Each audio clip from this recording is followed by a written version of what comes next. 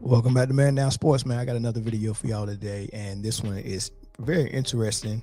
As you know, last night the Lakers played Luka and the Mavs, and it was Dirk night where they unveiled his statue. And a really good statue, man. If you haven't seen it, man, go take a look at it. They got Dirk doing his signature lean one leg fadeaway jumper. It's a really good statue. But it was statue night for Dirk. He was at the game, and one of the reporters asked him a question during the post game in regards to the GOAT debate and Michael Jordan and LeBron James. And his answer was very interesting, man. I want to play that for you. Then I want to come back and I want to give you my commentary on it. Before I even hit that button to play it, make sure you subscribe to the channel and make sure you hit that like button on your way in. All right. So here's Dirk once they asked him about the GOAT and LeBron. Beside the point, but with one of your old rivals, LeBron James, on the court today, what kind of context does that bring to this day, and what memories does it bring back, and what do you think when you see him kind of still going at this level? Yeah, I mean, tremendous that he can still play like this in his year 20. The athleticism is incredible. So I'm happy for him. I always say Michael Jordan is the GOAT. If he really surpasses Kareem in the scoring record, I mean, I'm sort of running out of arguments for Michael. I mean, what this guy has done has been nothing short of incredible. The longevity, and I always say, being called king at 15 and how he turned out and what he's done for the communities where he played and changed so many lives. So he's a very, very special athlete, and I think for now we need to appreciate that watching him and at the level he's playing at. All right, so you heard Dirk pretty much say that when he was asked about LeBron James, man, what do you think about LeBron James and what he's able to do still at year 20? And he gave the answer that most people, when they want to be professional, give. They're gonna say the nicest thing they can say about a player, and rightfully so. I think I don't think the platform or having a post game or someone asking you a question like that is a chance for you to take a shot at somebody. So I never really like when I see former players take that as an opportunity. However, the reason why I said in the thumbnail that his claim was baseless and has no foundation, it really doesn't make a lot of sense. And most times you get in a debate when you're arguing for LeBron James, you're gonna have to say things that don't really make sense or really pertain to basketball at all. Listen to the three things that he named once he made that comment, that once LeBron James passes Kareem Abdul-Jabbar for the scoring record of all time, that he's going to run out of arguments to keep saying that Michael Jordan is the GOAT. So let me get this straight. Let me just explain this to you. So right now he's saying Michael Jordan is the GOAT. But if LeBron gets a record, then LeBron is the GOAT. That just goes to show that so many people have so many different ways that they view the greatest of all time. And I wish basketball players would kind of get out of the habit of making the argument based on how the media makes it, because the media members will make this argument solely based on what you can find on paper, statistics, records, and the worst of all, storylines. And listen to what Dirk said. He said, once he passed Kareem, I'm going to run out of things to argue for Michael Jordan.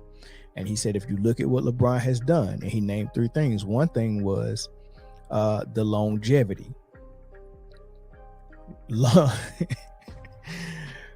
Explain to me how longevity, and it's a great feat to play this late in your career at age 38 or 39, whatever LeBron is, and play for 20 years and still be running and jumping and dunking like he is.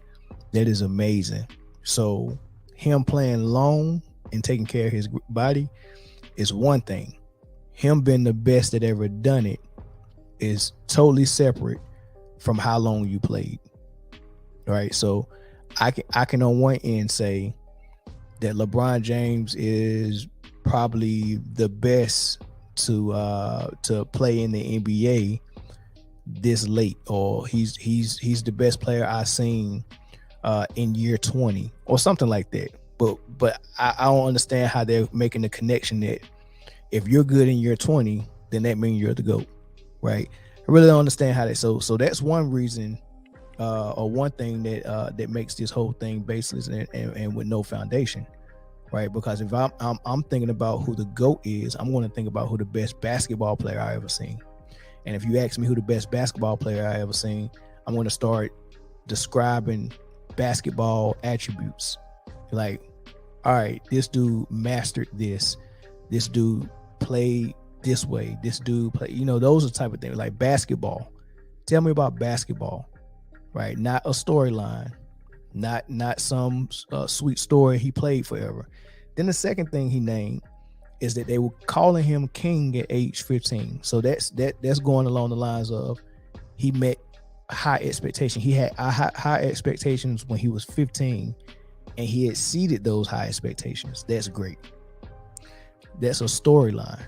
So what Dirk is saying is LeBron's story and his resume is starting to be the best I've ever seen.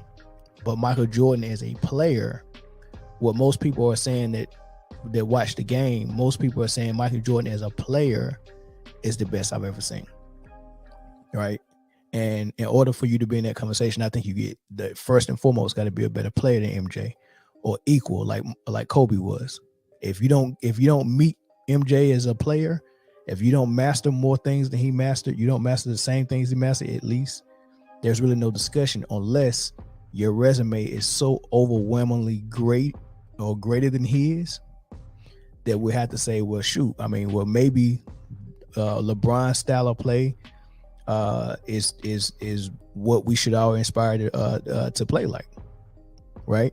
Maybe being a point forward and being Mr. Everything for my team on offense, while I'm contributed, a very little on defense, is the formula, versus what Michael Jordan showed us while being a relentless scorer and a ferocious defender. One of the best scorers, the best scorer in the league, 10 scoring titles, and the best wing defender, sometimes the best defender in the league.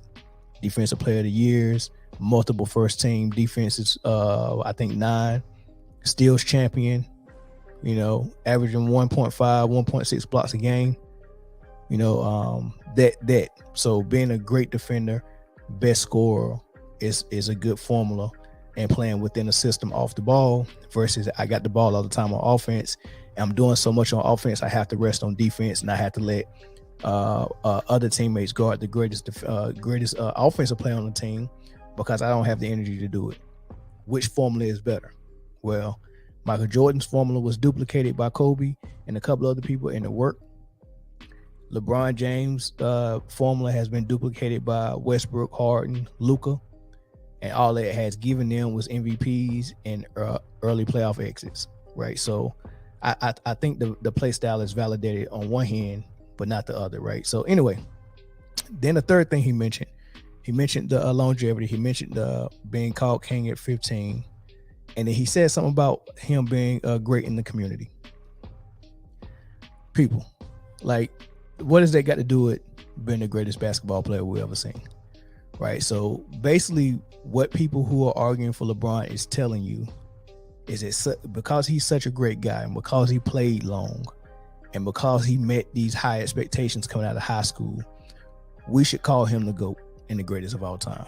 And it doesn't work that way. Sorry, Dirk. Congratulations on your statue. You're one of the greatest power forwards to ever play. But let's not say things like that just because you want to be nice to a guy. That was not smart at all, big dog. But we still love you, man. And we'll catch you on the next episode.